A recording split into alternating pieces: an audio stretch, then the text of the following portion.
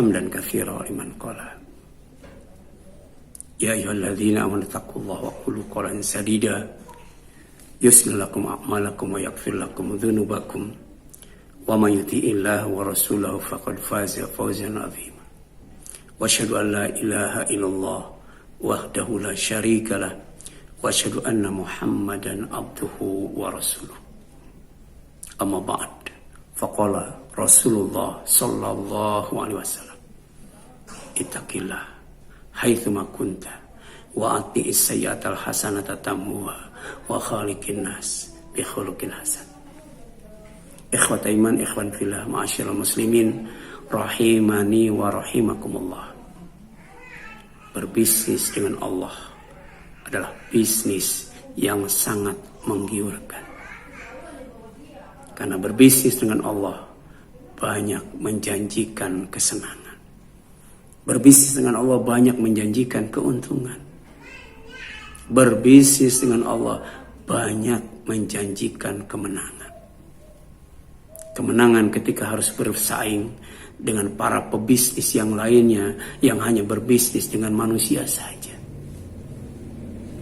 Dan berbisnis dengan Allah banyak menjanjikan keberkahan. Kebaikan yang tetap, kebaikan yang bertambah, kebaikan yang kekal dan abadi. Ma'asyiral muslimin rahimani wa rahimakumullah.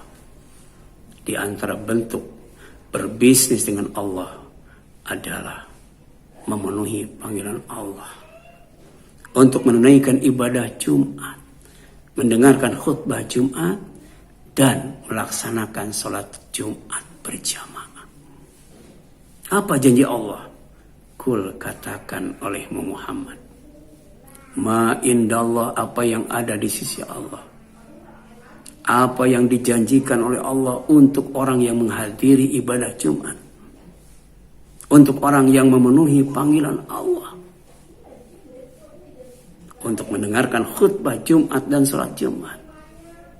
Khairu minal lahwi wa minat tijarah, lebih baik daripada senda guru, lebih baik daripada leha-leha, lebih baik daripada bermain,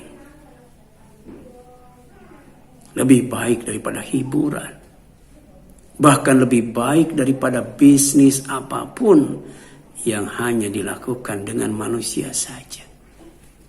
Wallahu khairur razikin, karena Allah sebaik-baik pemberi rizki.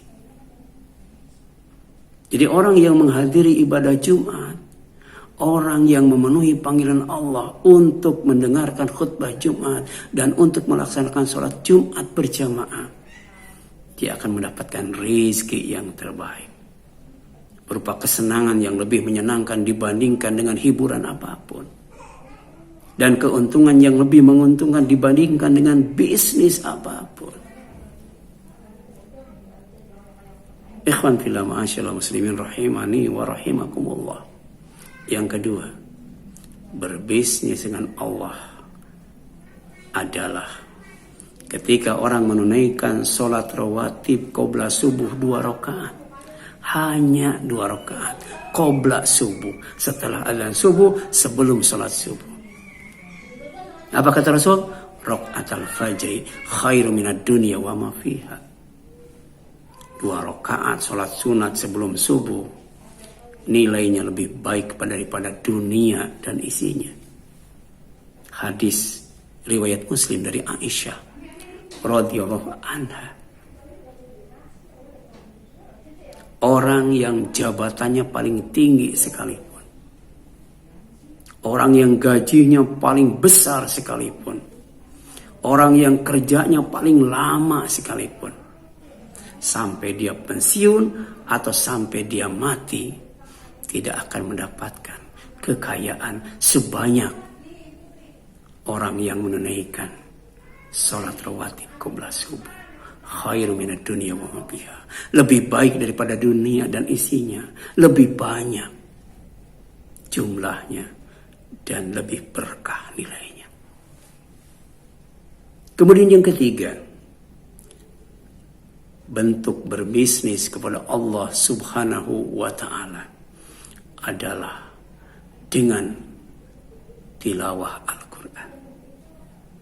dengan mendirikan sholat, dengan menginfakkan sebagian rizki yang Allah berikan,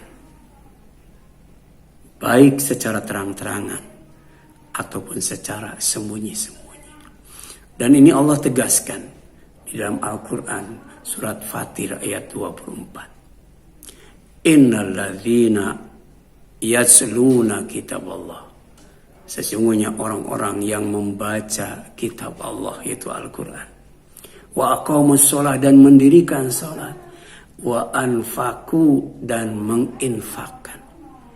Mimma razaqnahum, dari sebagian yang telah kami rizkikan kepada mereka. Sirra wa alaniyah, baik secara sembunyi-sembunyi ataupun terang-terangan. Yarjuna tijaratan lan tabura, sejatinya, hakikatnya, sebenarnya mereka adalah sedang berharap melakukan bisnis yang tidak akan pernah rugi. Berbisnis dengan selain Allah, berbisnis dengan manusia, bisa rugi, bisa untung, atau bisa kembali modal tanpa untung dan rugi. Tapi kalau berbisnis dengan Allah, Allah katakan tijaratan lan tabura, bisnis yang tidak akan pernah rugi, bisnis yang tidak mengenal rugi. Bayangkan membaca Al-Quran, 1 ayat 10 kebaikan. Kalau 1 surat, kalau 1 juz, berapa banyak kebaikan yang kita dapatkan. Apalagi derajat manusia, kedudukan manusia di sisi Allah, kedekatan manusia dengan Allah, itu ditentukan dengan ayat terakhir yang dia baca. Demikian pula dengan mendirikan sholat. Orang yang melaksanakan sholat rawatib saja,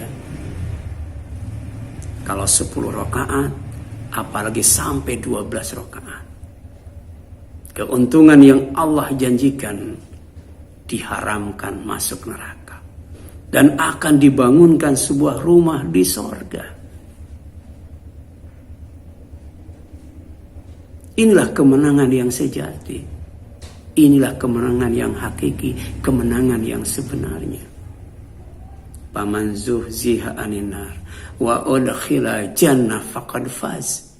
Maka siapa saja yang dijauhkan, dilindungi, dijaga oleh Allah dari neraka, kemudian dimasukkan ke dalam surga, maka dia sebenarnya adalah orang yang sudah mendapatkan kemenangan. Sekian demikian. Mohon maaf apabila ada kesalahan kekurangan. Aqulu qouli hadza wa astaghfirullah li wa lakum wal afu minkum. Wassalamualaikum warahmatullahi wabarakatuh.